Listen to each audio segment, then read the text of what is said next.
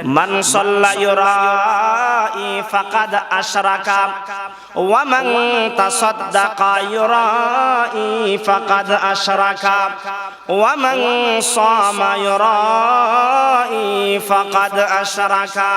আল্লাহর পয়গম্বর বলেন, যে ব্যক্তি মানুষকে দেখানোর জন্য, মানুষের জন্য নামাজ পড়লো, সে যেন আল্লাহর সঙ্গে শরীক করলো, অংশীদার সাব্যস্ত করলো।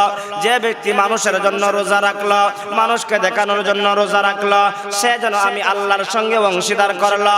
যে ব্যক্তি মানুষকে দেখানোর জন্য দান সদকা করলো, মানুষকে খুশি করার জন্য দান সদকা করলো, মানুষের জন্য দান সদকা করলো, সে যেন আমি আল্লাহর সঙ্গে অংশীদার করলো। আর আল্লাহর পয়গম্বর বলেন, যারা এমন ইবাদত করে আল্লাহর দরবারে যাবে নামাজ নিয়া, রোজা নিয়া, সদকা নিয়া, আল্লাহর পয়গম্বর বলেন, আল্লাহ তাআলা বলবেন, যাকে দেখানোর জন্য নামাজ পড়েছিলা তার কাছ থেকে বিনিময় নিয়ে নাও, যাকে দেখানোর জন্য রোজা রেখেছিলা তার কাছ থেকে বিনিময় নিয়ে নাও, যাকে দেখানোর জন্য সদকা করেছিলা তার কাছ থেকে বিনিময় নিয়ে নাও।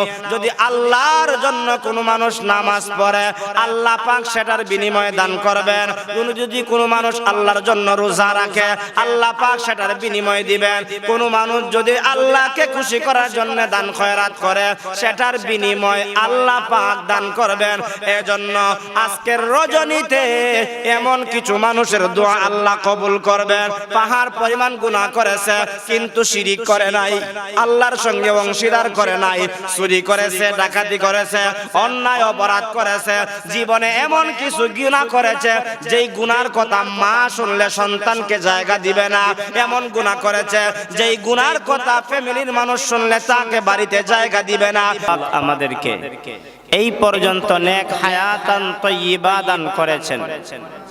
গত বৎসর এই শবে বরাত ছিল, নিসফে শাবানের রাত্রি ছিল, আমরা অনেক মানুষ ছিলাম। এই বৎসর নিসফে শাবানের রাত্রি আমরা পেয়েছি, শবে বরাতের রাত্রি আমরা পেয়েছি। কিছু মানুষ আছে জমিনের উপরে নাই, কবরের বাসিন্দা হয়ে গেছে। কিন্তু আল্লাহ পাক আমাদেরকে এই পর্যন্ত নেক হায়াতান তাইয়্যিবা দান করেছেন। সুস্থতার মতন মহান নিয়ামত দিয়েছেন। বেমার একটা নিয়ামত, সুস্থতাও একটা নিয়ামত। কার কখন অসুস্থতা হয় বলা যায় না। কত মানুষের ইচ্ছা ছিল শবে বরাতের রাত্রিতে মসজিদে গিয়ে ইবাদত করবে, কিন্তু অসুস্থতার কারণে হসপিটালে পড়ে আছে, অসুস্থতার কারণে বিছানায় বাসা বাড়িতে পড়ে আছে, ইচ্ছা থাকার পরেও আসতে পারে নাই। কিন্তু আল্লাহ পাক আমাদেরকে মহব্বত করেছেন, ভালোবেসেছেন। আল্লাহ পাকের ঘরে আমাদেরকে ইবাদতে অংশগ্রহণ করার তৌফিক দিয়েছেন, সেটাও আল্লাহ তাআলার পক্ষ থেকে দেওয়া নিয়ামত। এই নিয়ামতের ভাগীদার আমরা হওয়ার দ্বারা খুশি না বেজার? আল্লাহ পাক রব্বুল আলামিন আমাদেরকে হাজারো হাজারো নিয়ামত দিয়েছেন।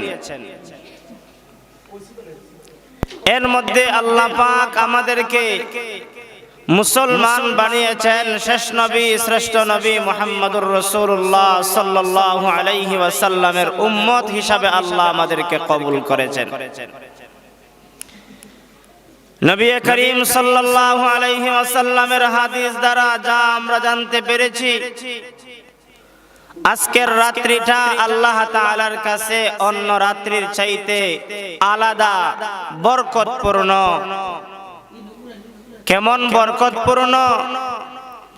পয়গম্বরে আরবি সাল্লাল্লাহু আলাইহি ওয়াসাল্লাম হাদিস দ্বারা বর্ণনা করেছেন, প্রতি রাত্রিতে আল্লাহ পাক, প্রতি রাত্রি বলতে প্রতি রাত্রির শেষ রজনীতে আল্লাহ পাক বান্দাদের দিকে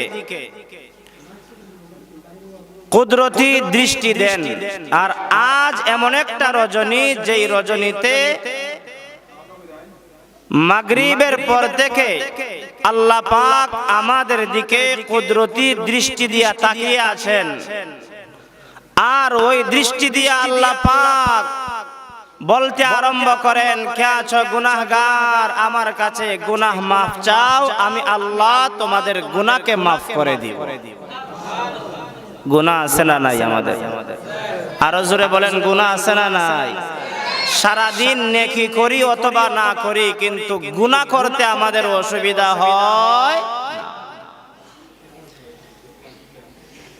গুনার মধ্যে কবিরা গুনাহ আছে, সগীরা গুনাহ আছে। আল্লাহর পয়গম্বর মুহাম্মদুর রাসূলুল্লাহ সাল্লাল্লাহু আলাইহি ওয়াসাল্লাম বলেন, এরকম ভাবে মুবারক মজলিসে বসার সাথে সাথে আল্লাহ পাক বান্দার সমস্ত সগীরা গুনাহ মাফ করে দেন। জিকিরের মজলিসে বসার সাথে সাথে বান্দার সমস্ত সগীরা গুনাহ মাফ করে দেন। আর মজলিসে শেষ পর্যন্ত বসে যারা আখিরি মোনাজাত করে তাওবা করে উঠতে পারবে, আর সেই তাওবাটা আল্লাহর দরবারে যদি কবুল হয়ে যায়, আল্লাহ পাক বান্দার সমস্ত কবিরা গুনাহ আল্লাহ মাফ করে দিবেন। এজন্য এই মুবারক মজলিসে বসার দ্বারা আমরা খুশি না বেজার?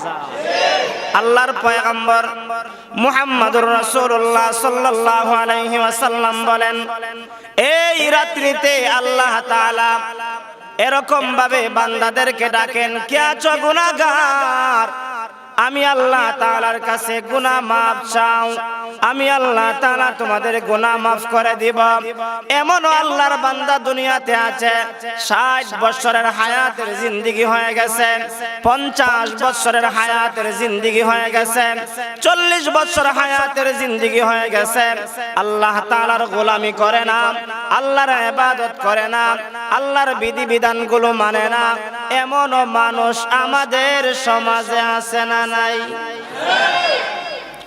আল্লাহর পয়গম্বর মুহাম্মদুর রাসূলুল্লাহ সাল্লাল্লাহু আলাইহি ওয়াসাল্লাম বলেন, শয়তানের ধোঁকায় পড়ে নামাজ পড়তে পারলা না, রোজা রাখতে পারলা না, আমি আল্লাহ তাআলার হুকুমকে লঙ্ঘন করে হায়াতের জিন্দেগি কাটাইলা, এবার সতর্ক হয়ে গেছো, ফিরে আসো, আমি আল্লাহ তাআলার দিকে ফিরে আসো। আমি আল্লাহ তোমাদেরকে নৈরাশ করব না, তোমাদেরকে ফিরিয়ে দিব না। আমি আল্লাহর কাছে আসলে আমি আল্লাহ তোমাদেরকে মাফ করে দিয়া কুদরতি রহমত দ্বারা তোমাদেরকে বেষ্টন করে নিব। এজন্য আল্লাহ পাকের কুদরতি রহমতের বেষ্টনের ভিতরে আমরা থাকতে চাই কি চাই না? যদি চাই তাহলে ডাকতে হবে কাকে? আল্লাহকে ডাকতে হবে। আল্লাহ বলেন, আমাকে যখন কোনো বান্দা কোনো মজলিসের মধ্যে বৈশা বৈশা আমি আল্লাহকে ডাকে, আমি ওই মজলিসের চাইতে দামি মজলিস তথা ফেরেশতাদের মজলিসের মধ্যে ওই সমস্ত লোকদেরকে নিয়ে আমি আলোচনা করি। সুবহানাল্লাহ। আমরা জমিনের মজলিসে আল্লাহকে নিয়ে আলোচনা করি, আল্লাহর প্রশংসা করি, আর আল্লাহ পাক আমাদেরকে নিয়ে ফেরেশতাদের মজলিসের মধ্যে আলোচনা করেন। কি আলোচনা করেন? ওরে আমার ফেরেশতারা শুনো, আমি যখন বনি আদম বানানোর জন্য সিদ্ধান্ত নিলাম, তোমরা আমাকে বাধা দিয়েছিলা যে তাদেরকে কেন বানাইবা? তারা তো দুনিয়াতে আইসা রক্তপাত ঘটাবে, মারামারি করবে, দাঙ্গা হাঙ্গামা করবে, আপনার এই জমিনের মধ্যে তারা আপনার গোলামি করবে না। আল্লাহ পাক ওই কথাটা স্মরণ করে দিয়ে ফেরেশতাদেরকে বলেন, ফেরেশতারা তোমরা না বলছিলা আমার বান্দা বান্দিরা আমাকে ভুলে যাবে, দাঙ্গা হাঙ্গামায় লিপ্ত থাকবে? দেখো না দুনিয়ার জমিনের মধ্যে শাহজালালপুর এলাকায় একটা মসজিদ আছে, জামিয়া মদিনাতুল উলুম মাদ্রাসার মসজিদের মধ্যে বৈশা আমার বান্দা গুনাহ করার শক্তি থাকা সত্ত্বেও গুনাহ করে না, নাফরমানি করার শক্তি থাকার পরেও নাফরমানি করে না। আমার বান্দা মজলিসের মধ্যে বৈশা আমি আল্লাহকে স্মরণ করে, ফেরেশতারা সাক্ষী থাকো, আমি আল্লাহ আমার ওই সমস্ত বান্দাদেরকে মাফ করে দিলাম। এজন্য আল্লাহর কাছে চাইলে আল্লাহ পাক খুশি হন। দুনিয়ার মানুষের কাছে একবার চান কিছু বলবে না, দ্বিতীয়বার চান কিছু বলবে না, 3 নম্বর বার চাইলে পরে কয় তুই কি আর কোন রাস্তা দেখোস না? তুই কি আর কোন দরবার দেখোস না? তুই কি আর কোন ব্যক্তি দেখোস না? আমার কাছে বারবার আসস কেন? আর আল্লাহ বলেন, বান্দা তুই যতবার আমি আল্লাহকে ডাকবে ততবার আমি আল্লাহ তোর ডাকে সাড়া দিব, যতবার আমি আল্লাহ তাআলার কাছে মাফ চাইবে আমি আল্লাহ তোকে মাফ করে দিব। কারণ আমরা তো শয়তানের দুকায় পড়ে গুনাহ করি। কার দুকায় পড়ে? শয়তানের দুকায় পড়ে। কিন্তু শয়তান দুকা দিয়ে আমাদেরকে যতই ষড়যন্ত্র করুক না কেন, আল্লাহ পাক আমাদের দিকে কুদরতি নজরটা আজকে দিয়ে রাখছেন। আমরা যখন আল্লাহর কাছে ডাক দিয়া বলবো, আল্লাহ অতীতে যত গুনাহ করেছি আর গুনাহ করব না, অতীতে যত অন্যায় করেছি আল্লাহ আর কোনো অন্যায় করব না, আজকে এই বরকতের রজনীতে আপনার কাছে দরখাস্ত করলাম, আপনার কাছে ফরিয়াদ করলাম, আপনার কাছে তাওবা করলাম, আল্লাহ আমাদের তাওবাকে কবুল করো। আল্লাহ পাক বলেন, বান্দা যখন আমার কাছে ফিরে আসার জন্য এরকম ভাবে কাকুতি মিনতি করে, আমি আল্লাহর কুদরতি রহমতের সাগরের মধ্যে ঢেউ উঠে যায়, আর আমি আল্লাহ সহ্য করতে পারি না, আমি তাদেরকে মাফ করে দেই। এজন্য আল্লাহর পয়গম্বর বলেন, আল্লাহ তাআলা আজকের বরকতপূর্ণ রজনীতে আল্লাহ তাআলা আমাদেরকে ডাইকা বলেন, কে আছো গুনাহগার, গুনাহ মাফের জন্য আমার কাছে ক্ষমা প্রার্থনা করো, আমার কাছে চাও, আমি তোমাদেরকে গুনাহ মাফ করে দিব। এমনও কিছু মানুষ আছে যে গুনাহটা করেছে অন্য কেউ জানে না। এমন কিছু মানুষ আছে গুনাহ তো করে তারপরে আরেকজনকে শেয়ার করে, আছে না নাই? এজন্য গুনাহ করছো শয়তানের দুকায় পড়ে আরেকজনকে শেয়ার কইরো না। নিজে গুনাহ করছো, নিজে অনুতপ্ত হও, কাউকে না জানানোর কারণে আল্লাহ সহজে তোমারে মাফ করে দিবে। মুসা আলাইহিস সালাতু ওয়াস সালামের জামানায় মিশরের মধ্যে দুর্ভিক্ষ দেখা দিল। মুসা আলাইহিস সালাতু ওয়াস সালাম দুর্ভিক্ষ থেকে আল্লাহ তাআলার কাছে পরিত্রাণ চাওয়ার জন্য একটা মাঠের মধ্যে সমস্ত মুসল্লিদেরকে নিয়ে একত্রিত হলেন, আর ডাক দিয়া বললেন, তোমরা যারা এখানের মধ্যে এসেছো, আমরা নামাজ পড়ব, নামাজের পরে আল্লাহর দরবারে দোয়া করব, আল্লাহ তাআলা আমাদের দোয়া কবুল করেন, দুর্ভিক্ষ সরাইয়া দিয়া আল্লাহ তাআলা বৃষ্টির ব্যবস্থা করে দিবে, বৃষ্টির মাধ্যমে ফল ফসলের ব্যবস্থা করে দিবে। দোয়া করতে না করতে আকাশ থেকে আওয়াজ আসলো, ও মুসা পয়গম্বর শোনো, আজকের তোমার মুনাজাত কবুল হবে না, এখানের মধ্যে এমন একজন নাফরমান আছে যেই নাফরমানের কারণে আজকে তোমার দোয়া কবুল হবে না। মুসা আলাইহিস সালাতু ওয়াস সালাম জলিলুল কদর একজন পয়গম্বর ছিলেন, রাগী পয়গম্বর ছিলেন, যিনার রাগ আর গুসা মুহূর্তের ভিতরে উঠে যেত। তিনি ঘোষণা করে দিলেন, এই মজলিসের মধ্যে এমন কি আছো যে এত বেশি নাফরমানি করেছো, যেই নাফরমানির কারণে আল্লাহ পাক আজকে এত বড় মজলিসের দোয়া কবুল করেন না। এই কথাটা বলার পরে যে নাফরমান, এ জানেনি না জানে না? আর জোরে কইন, আমি কি করছি না করছি আমার বন্ধু না জানতে পারে, আমার পাড়া প্রতিবেশী না জানতে পারে, আমি ঠিকই জানি। আর একজনে জানেন, তিনি হলেন কে? আল্লাহ জানেন। এই জন্য মুসা আলাইহিস সালাতু ওয়াস সালাম এই কথা বলার পরে যিনি অপরাধী, তিনি অপরাধ করেছেন, সেই অপরাধের দিকে অনুতপ্ত হইয়া মজলিসের ভিতরে এবার যদি তিনি উঠে যান, তাহলে সবাই তিনাকে চিনে ফেলবে। আর চিনে ফেললে সবাই কইব কিটা, তোমার কারণে দোয়াটা কবুল হইছে না। না না না, তোমাকে ছেড়ে দেওয়া যাবে না, তোমাকে শাস্তি দিতে হবে। তোমার কারণে এতদিন বৃষ্টি হয় নাই, আর বৃষ্টি না হওয়ার কারণে এই দুর্ভিক্ষ দেখা দিয়েছে, তার জন্য শত্রু আরো বেড়ে যাবে। এবার ওই লোকটা, গুনাহগার বান্দাটা, নাফরমান বান্দাটা এত অনুতপ্ত হলো, একা একা নির্জনে সবার সামনে বসছে, আর মনে মনে আল্লাহর কাছে তাওবা করে, ওগো আল্লাহ, এই মুহূর্তে যদি এই মজলিসের মধ্যে আমি চিহ্নিত হয়ে যাই, এলাকার মানুষ আমাকে ধিক্কার দিবে, মুসা পয়গম্বর আমাকে এরকম শাস্তি দিতে পারে। আল্লাহ গো, আমি সবার কাছে লজ্জিত হতে চাই না, তুমি আমাকে সবার সামনে লজ্জিত করিও না, মুসা পয়গম্বরের কাছে চিহ্নিত করিও না।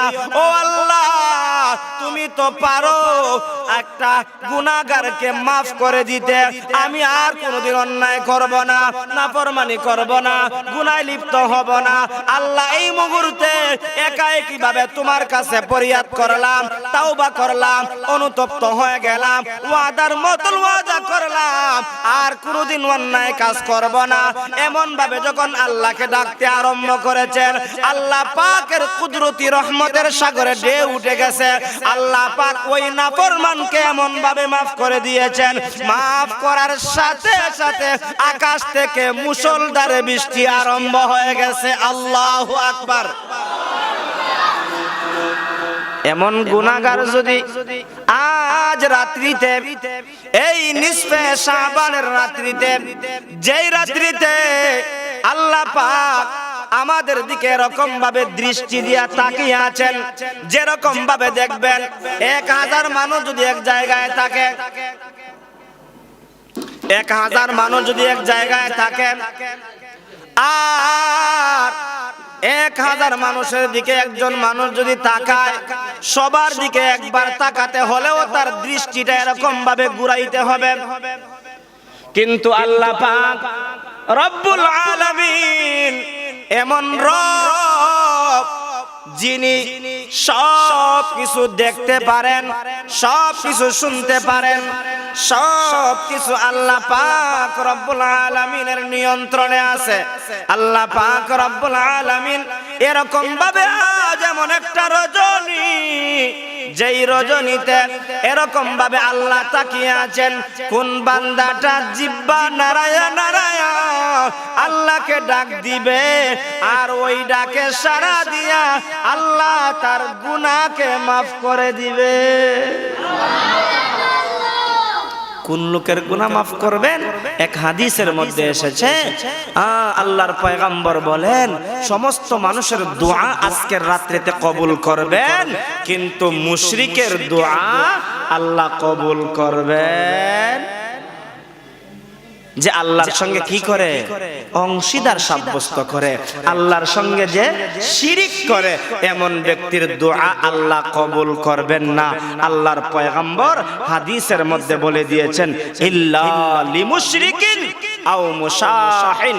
2 নম্বরে বলেছেন, হিংসুকদের দোয়াও আজকের বরকতপূর্ণ রজনীতে আল্লাহ কবুল করবেন না।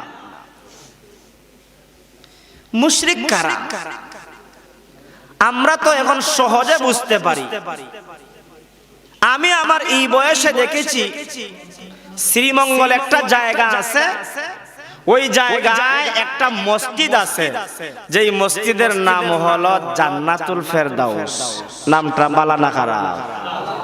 এই বালা মসজিদ যদি আপনারা গিয়া থাকেন দেখবেন, আমার অনেকবার যাওয়ার সুযোগ হয়েছে। ওই জায়গায় মাগরিবের নামাজ একদিন পড়লাম, নামাজের পরে ফরজ শেষ, জিনার ইমাম রাখা হইছে, ওই ইমামে বাবার নামে 2 রাকাত নামাজ পড়ে। নাউজুবিল্লাহ। নামাজ হবে কার জন্য? আরো জোরে বলেন, কার জন্য? ওই লোকটাতে বাবার লাগে পড়লো, জিগাইলাম বলে যে বাবার মাধ্যমে মসজিদ হইছে, বাবার মাধ্যমে আমি এত কিছু পাইছি, বাবার নামে নামাজ পড়ি বাবারে খুশি করবার লাগিয়া। হয় ফরজ নামাজ বলে আল্লাহর লাগিয়া, আর নফল নামাজ বলে বাবার লাগিয়া। নাউজুবিল্লাহ। যে আল্লাহর সঙ্গে শরীক করছে কি করে নাই? এজন্য নবীজি হাদিসের মধ্যে বলেন, মান সাল্লা ইউরাই ফাকাদ আশরাকা ওয়া মান তাসাদদাকা ইউরাই ফাকাদ আশরাকা ওয়া মান সামা ইউরাই ফাকাদ আশরাকা। আল্লাহর পয়গম্বর বলেন, যে ব্যক্তি মানুষকে দেখানোর জন্য, মানুষের জন্য নামাজ পড়লো, সে যেন আল্লাহর সঙ্গে শরীক করলো, অংশীদার সাব্যস্ত করলো। যে ব্যক্তি মানুষের জন্য রোজা রাখলো, মানুষকে দেখানোর জন্য রোজা রাখলো, সে যেন আমি আল্লাহর সঙ্গে অংশীদার করলো। যে ব্যক্তি মানুষকে দেখানোর জন্য দান সদকা করলো, মানুষকে খুশি করার জন্য দান সদকা করলো, মানুষের জন্য দান সদকা করলো, সে যেন আমি আল্লাহর সঙ্গে অংশীদার করলো। আর আল্লাহর পয়গম্বর বলেন, যারা এমন ইবাদত করে আল্লাহর দরবারে যাবে নামাজ নিয়া, রোজা নিয়া, সদকা নিয়া, আল্লাহর পয়গম্বর বলেন আল্লাহ তাআলা বলবেন, যাকে দেখানোর জন্য নামাজ পড়েছিলা তার কাছ থেকে বিনিময় নিয়ে নাও, যাকে দেখানোর জন্য রোজা রেখেছিলা তার কাছ থেকে বিনিময় নিয়ে নাও, যাকে দেখানোর জন্য সদকা করেছিলা তার কাছ থেকে বিনিময় নিয়ে নাও। যদি আল্লাহর জন্য কোনো মানুষ নামাজ পড়ে আল্লাহ পাক সেটার বিনিময়ে দান করবেন। যদি কোনো মানুষ আল্লাহর জন্য রোজা রাখে আল্লাহ পাক সেটার বিনিময় দিবেন। কোনো মানুষ যদি আল্লাহকে খুশি করার জন্য দান খয়রাত করে সেটার বিনিময় আল্লাহ পাক দান করবেন। এজন্য আজকের রজনীতে এমন কিছু মানুষের দোয়া আল্লাহ কবুল করবেন, পাহাড় পরিমাণ গুনাহ করেছে কিন্তু শিরিক করে নাই, আল্লাহর সঙ্গে অংশীদার করে নাই, চুরি করেছে, ডাকাতি করেছে, অন্যায় অপরাধ করেছে, জীবনে এমন কিছু গুনাহ করেছে যেই গুনার কথা মা শুনলে সন্তানকে জায়গা দিবে না, এমন গুনাহ করেছে যেই গুনার কথা ফ্যামিলির মানুষ শুনলে তাকে বাড়িতে জায়গা দিবে না, কিন্তু এমন গুনাহ আল্লাহ মাফ করবেন। কিন্তু আল্লাহর সঙ্গে যারা অংশীদার সাব্যস্ত করবে, আল্লাহর সঙ্গে যারা শরীক করবে, এমন গুনাহগারকে আজকের রাত্রিতে আল্লাহ ক্ষমা করবেন না, নাউজুবিল্লাহ। এই জন্য এমন গুনাহ থেকে আমাদেরকেও বাঁচা দরকার আছে না নাই? বাবা হয়ে থাকলে সন্তানকেও বাঁচাইব, নিজেও বাঁচব। সন্তান যদি হয়ে থাকি, সন্তান যদি দিন সম্পর্কে জানি তাহলে বাবাকে বাঁচাবো, শিরিক থেকে বাঁচানোর চেষ্টা করব। বাবা বুঝলে সন্তানকে বাঁচাইব, সন্তান যদি দিন সম্পর্কে বুঝি বাবাকে বাঁচানোর চেষ্টা করব। যেমন হযরতে লোকমান তার সন্তানকে বাঁচানোর জন্য বলেছিলেন, ওয়াইজ ক্বালা লোকমানু লিবনিহি ওয়া হুয়া ইয়াইযুহু ইয়া বুনাইয়া লা তুশরিক বিল্লাহ। হে আমার কলেজার টুকরা সন্তান, আমি তোমাকে নসিহত করতেছি, ওয়াজ করতেছি, ওয়া হুয়া ইয়াইযুহু ইয়া বুনাইয়া, হে আমার সন্তান, লা তুশরিক বিল্লাহ, আল্লাহর সঙ্গে শরীক করবা না, আল্লাহর সঙ্গে অংশীদার করবা না।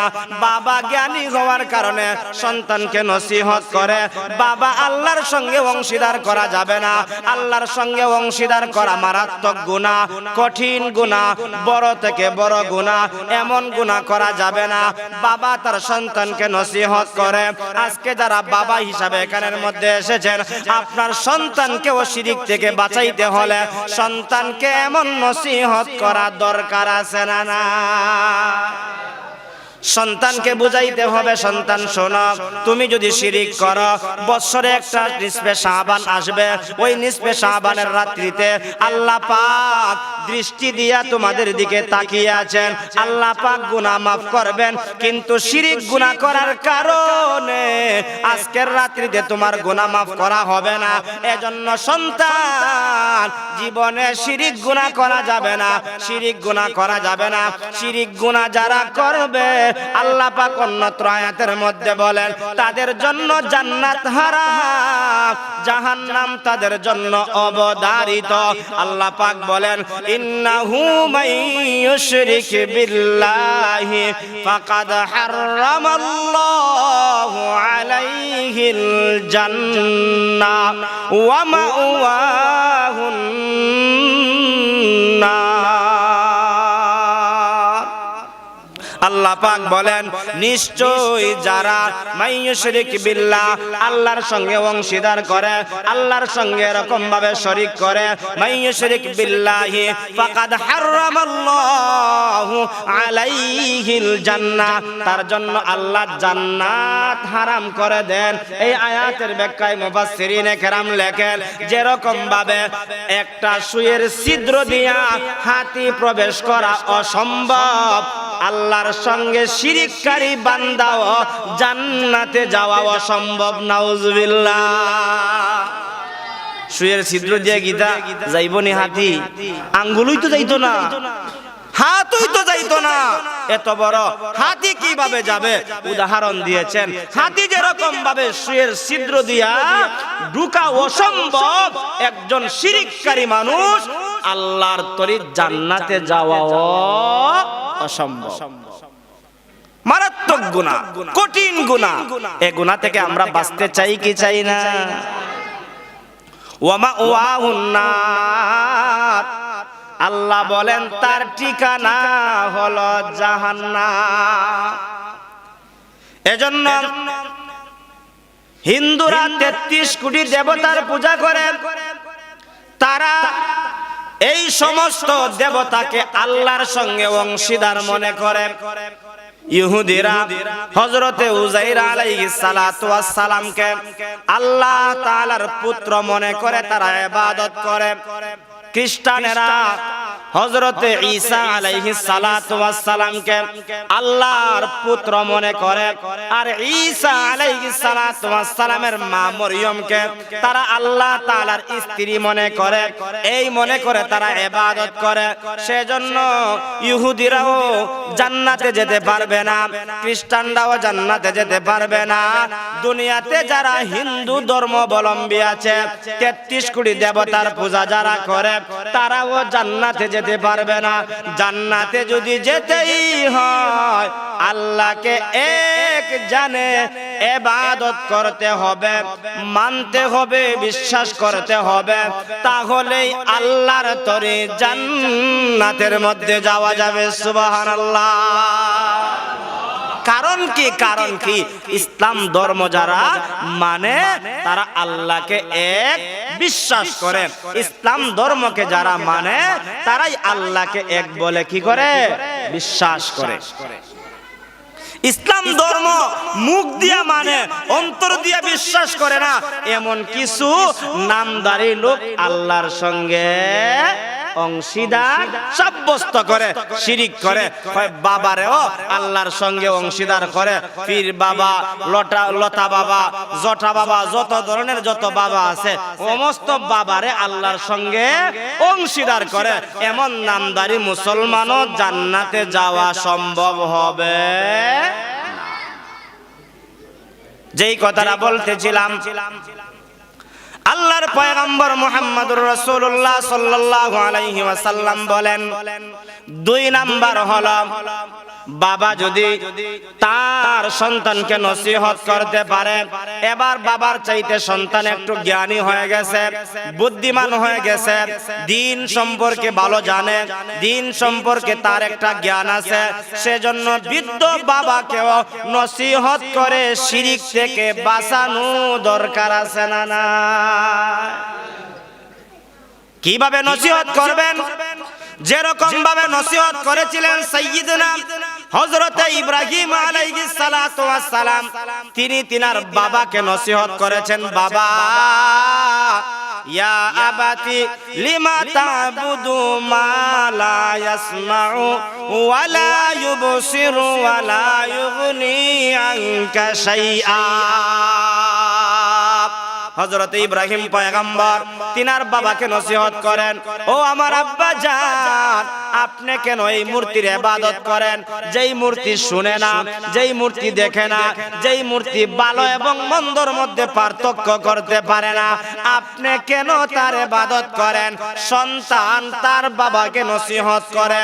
এই কথা থেকে আমাদের শিক্ষণীয় বিষয় হলো, সন্তান যদি জ্ঞানী হয় বাবাকে নসিহত করা দরকার আছে না না? এখন যদি সন্তানে বাবারে নসিহত করে, কইবা বেটা তুই ওই দিনের বেটা, মাত্র তোর 20 বছর বয়স হইছে, আমারে বুঝাই দিয়েছস, যা বাড়ি থেকে বাড়িয়া। কইবনি না কইতে? আরো জোরে বলেন, বলবে কি বলবে না?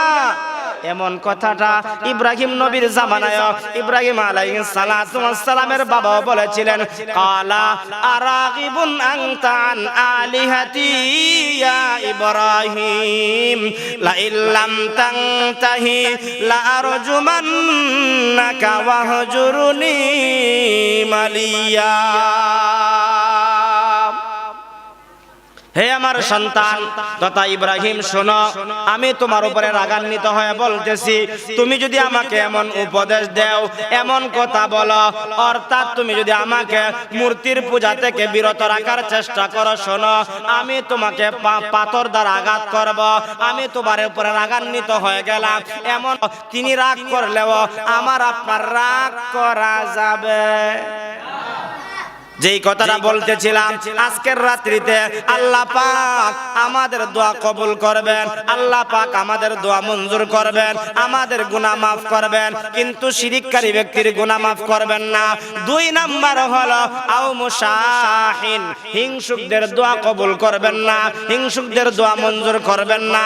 কিছু মানুষ আছে মসজিদ দেখতে পারে না, হিংসা করে। কিছু মানুষ আছে মাদ্রাসা দেখতে পারে না, হিংসা করে। এমন হিংসুক যদি মসজিদে গিয়া ইবাদত করে, ও সিজদায় পইরা কপালে খড় ফালাইয়া যদি আল্লাহরে ডাকে, ওই হিংসুকের দোয়াও আজকের রাত্রিতে আল্লাহ পাক কবুল করবেন না। জুড়ে বলেন নাউজুবিল্লাহ। এমন হিংসুক আছেনি আমাদের দেশে? এলাকায় নাও থাকতে পারে, বাংলাদেশে অভাব নাই, সিলেটের ভিতরে অভাব নাই, হবিগঞ্জের ভিতরে অভাব নাই। এজন্য আমার ইবাদত করার ক্ষেত্রে হিংসা করা যাবে? মসজিদ নিয়েও করা যাবে না, মাদ্রাসা নিয়েও করা যাবে না, আরেকজনের জায়গা জমি দখল করতে গিয়েও হিংসা করা যাবে। আজকের রাত্রিতে আমরা ইবাদত করব আর পূর্বের বিষয় নিয়ে আল্লাহর কাছে তাওবা করব। আল্লাহ অন্যায় করছি, আমারে মাফ করে দাও, অপরাধ করছি আল্লাহ মাফ করে দাও। এবং এই কথা বলে যখন আল্লাহর কাছে তাওবা করব, আল্লাহ পাক আমাদের তাওবাকেও কবুল করবেন। আজকের রাত্রিতে, শেষ রাত্রিতে কমপক্ষে আপনি 2 রাকাত করে নফল ইবাদত করেন, বন্দেগী করেন, যত লম্বা পারেন 2 রাকাত করে নামাজ পড়বেন।